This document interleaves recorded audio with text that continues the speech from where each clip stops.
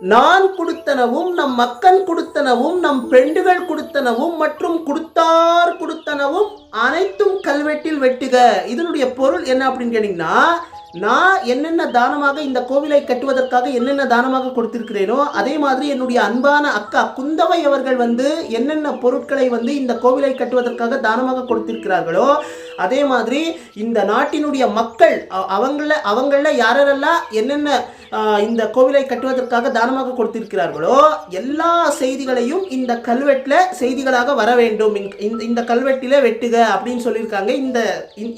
இந்த வரிகள் மூலமா ராஜராஜ சோழன் அவர்கள். நீங்க யோசிச்சு பாருங்க, நான் ராஜா என்னுடைய செய்தி வந்தா போதும் அப்படின்னு நினைக்கிற பண்பெல்லாம் எங்கேயோ இருக்கலாம். ஆனா சோழர்கள் அப்படின்னு சொன்னாலே எல்லாமே பாரபட்சமே இல்லாம அது ஒரு மக்கள் ஆட்சியாக தான் இருந்திருக்கு அந்த காலகட்டத்தில்.